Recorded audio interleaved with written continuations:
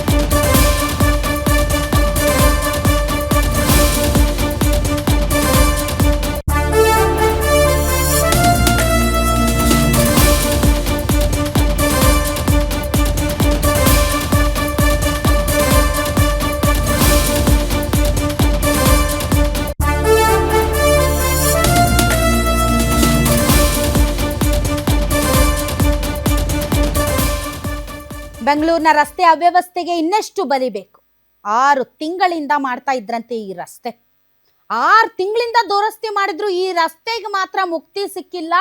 ಈ ರಸ್ತೆ ಈಗ ಒಂದು ಹಸು ಗೂಸನ್ನ ಬಲಿ ತೆಗೆದುಕೊಂಡಿದೆ. ಇದಕ್ಕೆ ಯಾರ್ರೀ ಹೊಣೆ? ತನ್ನದಲ್ಲದ ತಪ್ಪಿಗೆ ಇನ್ನೂ ಬದುಕಿ ಬಾಳಬೇಕಾದಂಥ, ಅರಳಬೇಕಾದಂಥ 2 ವರ್ಷದ ಮಗು ಪ್ರಾಣ ಕಳ್ಕೊತಲ್ಲ, ಇದಕ್ಕೆ ಯಾರು ಹೊಣೆ? ಯಾರ್ರೀ ಆ ರಸ್ತೆ ದುರಸ್ತಿ ಮಾಡ್ತಾ ಇರುವಂಥ ಗುತ್ತಿಗೆದಾರರು? 6 ತಿಂಗಳು ಬೇಕೇನ್ರಿ ಒಂದು ರಸ್ತೆ ಮಾಡೋದಕ್ಕೆ? ನಾಚಿಕೆ ಆಗಲ್ವಾ ನಿಮ್ಗೆ? ಆ ತಂದೆ ತಾಯಿಗಳಿಗೆ ಎಷ್ಟು ಹೊಟ್ಟೆ ಉರಿತಾ ಇರುತ್ತೆ. ಶಿವರಾತ್ರಿ ಅಂತ 2 ವರ್ಷದ ಮಗುನ ಕರ್ಕೊಂಡು ತಂದೆ ಬೈಕಲ್ಲಿ ದೇವಸ್ಥಾನಕ್ಕೆ ಹೋಗಿ ವಾಪಸ್ ಬರ್ತಾ ಇರ್ತಾರೆ. CCTV ದೃಶ್ಯಗಳನ್ನ ತಾವು ನೋಡಿ. 2 ವರ್ಷದ ಕಂದಮ್ಮ ಬೈಕಲ್ಲಿ ಹೋಗ್ತಾ ಇರ್ತಾರೆ. ಮಗು ಜಾರಿ ಗುಂಡಿನ ತಪ್ಸಕ್ಕೆ ಹೋಗ್ತಾನೆ ತಂದೆ. ಮಗು ಜಾರಿ ಕೆಳಗಡೆ ಬೀಳುತ್ತೆ. ಹಿಂದಿನಿಂದ ಬಂದಂತಹ ಕಾರು ಆ ಕೆಳಗಡೆ ಬಿದ್ದಂತಹ 2 ವರ್ಷದ ಮಗು ಮೇಲೆ ಹರಿಯುತ್ತೆ. ತಂದೆ ತಾಯಿ ಎದುರೇ 2 ವರ್ಷದ ಕಂದಮ್ಮ ಕಣ್ಮುಚ್ಚುತ್ತೆ. ಮಹದೇವಪುರದ ಕಿತ್ತಗನೂರಿನ ಹಳೇಹಳ್ಳಿ ರಸ್ತೆಯಲ್ಲಿ ಈ ಘಟನೆ ನಡೆದಿದೆ. ದೇವರ ದರ್ಶನ ಮುಗಿಸಿ ವಾಪಸ್ ಬರುವಾಗ ಈ ಘಟನೆ ನಡೆದಿದೆ. 2 ವರ್ಷದ ತ್ರಿಶೂಲ್ ಸ್ಥಳದಲ್ಲೇ ಮೃತಪಟ್ಟಿದ್ದಾನೆ. ಹದಗೆಟ್ಟ ರಸ್ತೆಯಿಂದಲೇ ಅಪಘಾತ ಆಗಿದೆ ಅಂತ ಸ್ಥಳೀಯರು ರಸ್ತೆಯ ಅವ್ಯವಸ್ಥೆಯ ಬಗ್ಗೆ ಹಲವು ಬಾರಿ ದೂರು ಕೊಟ್ಟರು ಕೂಡ ಯಾವುದೇ ರೀತಿಯಾದಂತಹ ಫಲ ಸಿಗಲಿಲ್ಲ ಅಂತ ಹೈರಾಣಾಗಿದ್ದಾರೆ ಜನ. ರಸ್ತೆ ಸರಿಪಡಿಸಿ ಅಂತ ಆಗ್ರಹಿಸಿ ಸ್ಥಳೀಯರು ಪ್ರತಿಭಟನೆ ಮಾಡ್ತಾ ಇದ್ದಾರೆ. ಇನ್ನೊಂದು ಅಮಾಯಕ ಜೀವ ಬಲಿಯಾಗೋ ಮುನ್ನ ಎಚ್ಚೆತ್ತುಕೊಳ್ಳಿ.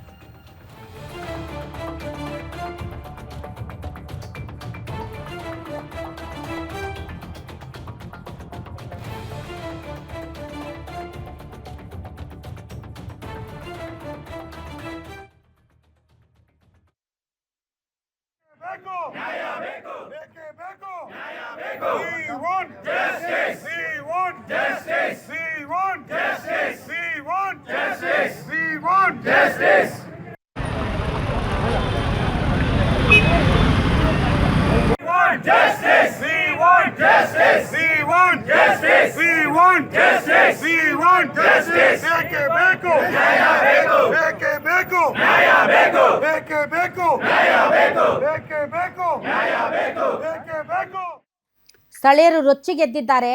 ರಸ್ತೆನ 6 ತಿಂಗಳಿಂದ ಸರಿ ಮಾಡ್ತಾ ಇದ್ರಂತೆ. 6 ತಿಂಗಳು ಬೇಕೇನ್ರಿ ಒಂದು ರಸ್ತೆ ಸರಿ ಮಾಡೋದಕ್ಕೆ? ನಿಮಗೆ ಒಂದು ಗುಂಡಿ ಮುಚ್ಚೋದಕ್ಕೆ 5 ವರ್ಷ ಬೇಕು ನಿಮಗೆ, ಇನ್ನು ರಸ್ತೆ ಮಾಡೋದಕ್ಕೆ 10 ವರ್ಷ ಬೇಕು.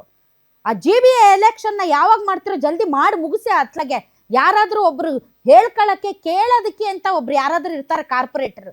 ಇಲ್ಲದೆ ಇದ್ರೆ ನಾವೇನು DK ಶಿವಕುಮಾರ್ ಅವ್ರನ್ನ ಕೇಳೋಕ್ಕಾಗತ್ತಾ? ಸಿದ್ದರಾಮಯ್ಯನವ್ರನ್ನ ಹಿಡಿದು ಮಾತಾಡ್ಸೋಕ್ಕಾಗತ್ತಾ? ಯಾರನ್ನ ಕೇಳೋಣ ನಾವು? ಸ್ಥಳೀಯ ಶಾಸಕರನ್ನ ಹಿಡಿಯೋಕ್ಕಾಗತ್ತಾ?